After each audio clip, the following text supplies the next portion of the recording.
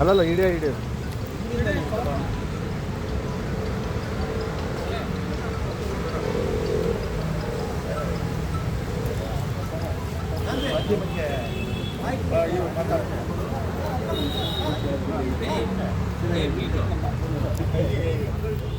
ಸಾಕಾಗಿ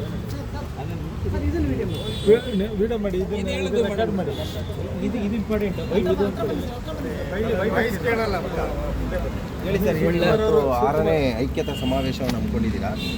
ಸರ್ಕಾರದಲ್ಲಿ ನಿಮಗೆ ಸಿಗಬೇಕಾಗಿರ್ತಕ್ಕಂಥ ಮೀಸಲಾತಿ ಇದುವರೆಗೂ ಸಿಗ್ತಾ ಇಲ್ಲ. ಸೊ ಆ ಬಗ್ಗೆ ಅದರ ಒಂದು ಹೋರಾಟದ ಈ ಒಂದು 6ನೇ ಐಕ್ಯತಾ ಸಮಾವೇಶ ಹಮ್ಮಿಕೊಂಡಿದ್ದೀರಾ. ಈ ಬಗ್ಗೆ ಯಾವ ರೀತಿಯ ಒಂದು ಹೇಳಿಕೆ? ನಮ್ಮ ಕರ್ನಾಟಕ ರಾಜ್ಯ ಸರ್ಕಾರಿ SC/ST ನೌಕರರ ಸಮಿತಿ ಕಳೆದ 21 ವರ್ಷಗಳಿಂದ ರಾಜ್ಯ ಸರ್ಕಾರದ ವಿವಿಧ ಇಲಾಖೆ ನಿಗಮ ಮಂಡಳಿಗಳಲ್ಲಿ ಕರ್ತವ್ಯ ನಿರ್ವಹಿಸ್ತಾ ಇರುವಂಥ ಪರಿಜಾತಿ ಪರಿಶಿಷ್ಟ ಪಂಗಡದ ನೌಕರರ ಒಂದು ವೇದಿಕೆ ತರೋದ್ರ ಜೊತೆಗೆ ಇವರಿಗೆ ಸಿಗಬೇಕಾದಂಥ ಸಂವಿಧಾನಬದ್ಧ ಹಕ್ಕುಗಳ ಬಗ್ಗೆಯೂ ಕೂಡ ಹೋರಾಟ ಮಾಡ್ತಿದೆ. ಕಳೆದ 5 ಸಮಾವೇಶಗಳನ್ನು ಮಾಡಿದ್ದೀವಿ.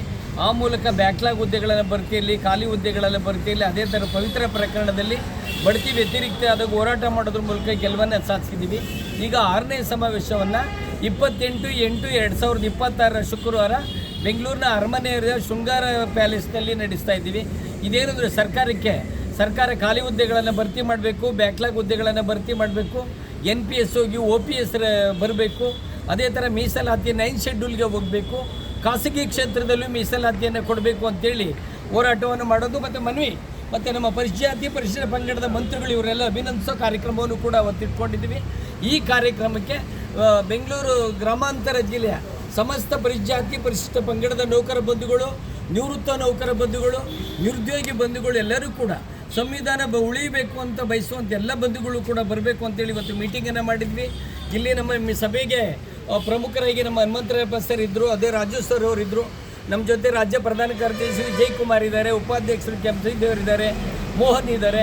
ಎಲ್ಲ ಪದಾಧಿಕಾರಿಗಳು ಸೇರಿ ಇವತ್ತು ನಾಳಿನ ಭಾರತ ಭಾರತೀಯರ ಭಾರತ ಆಗಬೇಕು, ಸಂವಿಧಾನದ ಉಳಿವಿನ ಭಾರತ ಆಗಬೇಕು, ಅಲಿಖಿತ ಸಂವಿಧಾನದ ಭಾರತ ಆಗಬಾರ್ದು ಅಂಥೇಳಿ ನಾವು ಅವತ್ತಿನ ಸಮಾವೇಶದಲ್ಲಿ ಜಾಗೃತ ನೌಕರರ ಸ್ವಾಭಿಮಾನಿ ಐಕ್ಯತಾ ಸಮಾವೇಶ 6ನೇ ಐಕ್ಯತಾ ಸಮಾವೇಶ ಮಾಡ್ತೀವಿ. ಉದ್ಘಾಟನೆಗಾಗಿ ಯಾರು ಬರ್ತಾರೆ? ಈ ಉದ್ಘಾಟನೆ ಈ ಕಾರ್ಯಕ್ರಮಕ್ಕೆ ರಾಜ್ಯದ ಘನತೆವಿದ್ದ ಗೌರವಾನ್ವಿತ ಮುಖ್ಯಮಂತ್ರಿಗಳಾದಂಥ DK ಶಿವಕುಮಾರ್ ಅವರು ಉದ್ಘಾಟನೆಯನ್ನು ಮಾಡ್ತಿದ್ದಾರೆ.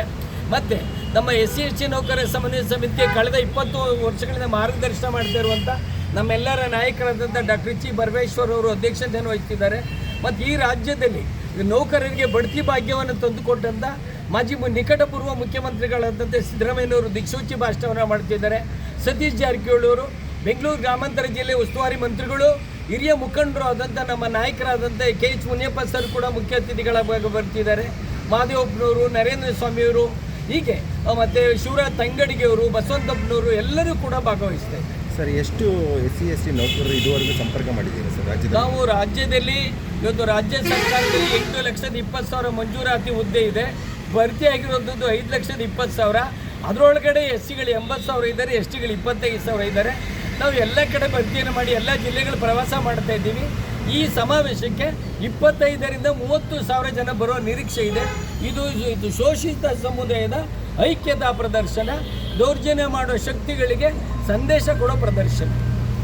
ನಮ್ಮ ಹೆಸರು ಸರ್? ನಾನು ಶಿವಶಂಕರ್ ಅಂತೇಳಿ, ಕರ್ನಾಟಕ ರಾಜ್ಯ ಸರ್ಕಾರಿ SC/ST ನೌಕರರ ಸಮನ್ವಯ ಸಮಿತಿಯ ರಾಜ್ಯ. ಮಾತಾಡ್ತೀರಾ? ಇಲ್ಲ ಅಧ್ಯಕ್ಷ. Thank you sir.